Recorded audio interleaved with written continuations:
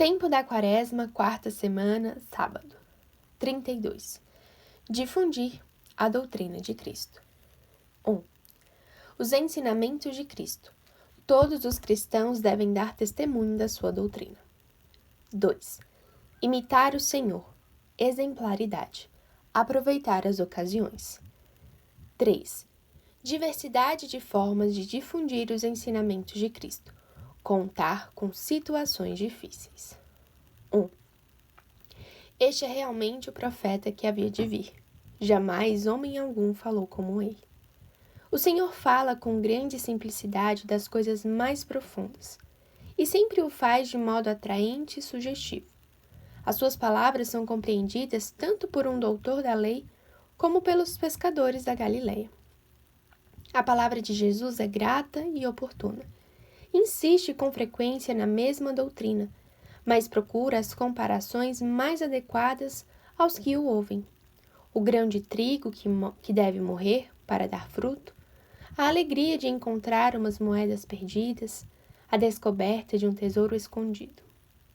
E foi com imagens e parábolas que mostrou de modo insuperável a soberania de Deus Criador, e ao mesmo tempo a sua condição de Pai que trata amorosamente cada um dos seus filhos. Ninguém como ele proclamou a verdade fundamental do homem, a sua liberdade, a sua dignidade sobrenatural, pela graça da filiação divina. As multidões procuravam-no para ouvi-lo, e muitas vezes era necessário despedi-las para que se retirassem.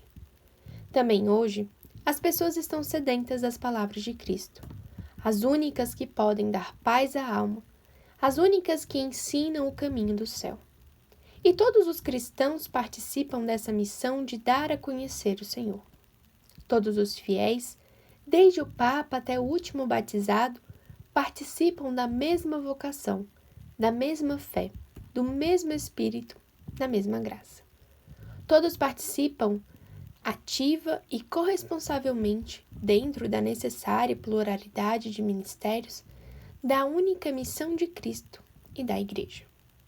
A urgência de dar a conhecer a doutrina de Cristo é muito grande, porque a ignorância é um poderoso inimigo de Deus no mundo, e é a causa e como que a raiz de todos os males que envenenam os povos.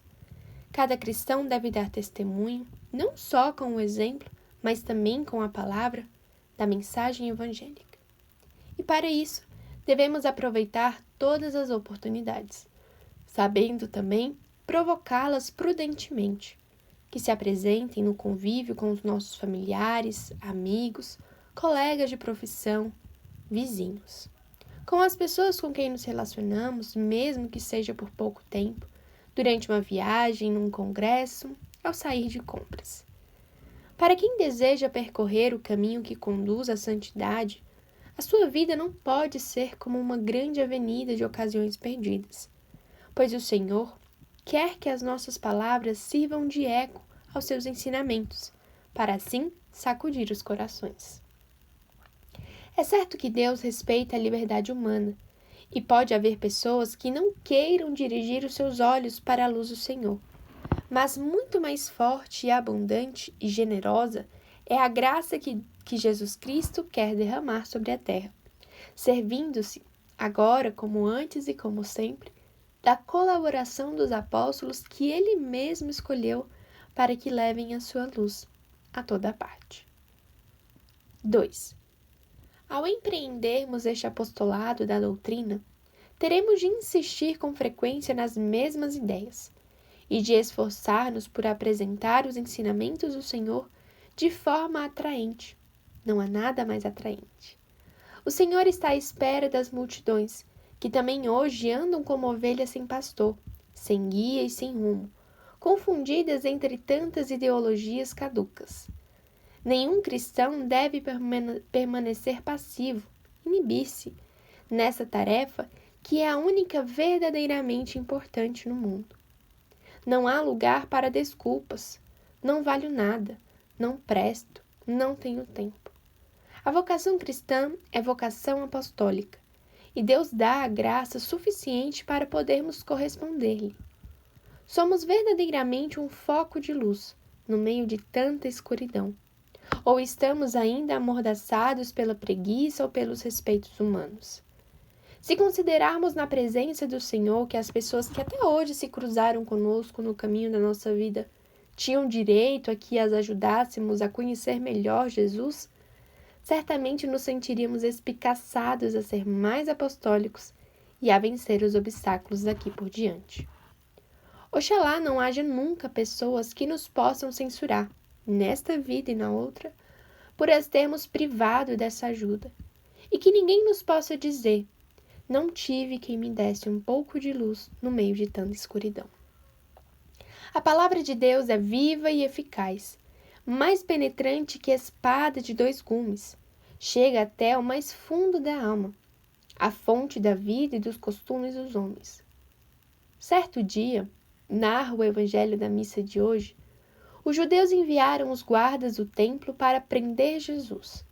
Quando regressaram e os seus chefes lhes perguntaram: por que não o trouxestes?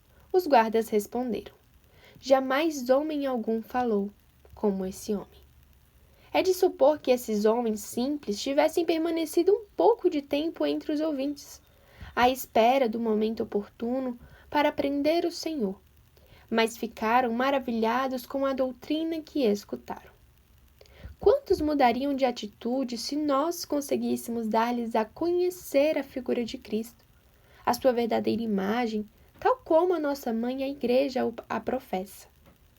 Que ignorância tão grande depois de 20 séculos a do nosso mundo e mesmo a de muitos cristãos. São Lucas diz o Senhor que ele começou a fazer e a ensinar, e que as pessoas simples comentavam: vimos coisas incríveis. O Concílio Vaticano II ensina que a revelação se realizou com obras e palavras intrinsecamente ligadas. Nós, cristãos, devemos mostrar com a ajuda da graça o que significa seguir de verdade o Senhor. Quem tem a missão de dizer coisas grandes, e todos os cristãos têm a doce obrigação de falar do seguimento de Cristo, está igualmente obrigado a praticá-las. Isso dizia São Gregório Magno. Os nossos amigos, parentes, colegas de trabalho e conhecidos devem ver que somos alegres, leais, sinceros, otimistas, bons profissionais, enérgicos, afáveis, valentes, ao mesmo tempo que lhes mostramos com naturalidade e simplicidade a nossa fé em Cristo. São necessários, diz João Paulo II, arautos do Evangelho, peritos em humanidade, que conheçam a fundo o coração do homem de hoje, participem das suas alegrias e esperanças, das suas angústias e tristezas, e ao mesmo tempo sejam contemplativos, enamorados de Deus. Para isso, são precisos novos santos.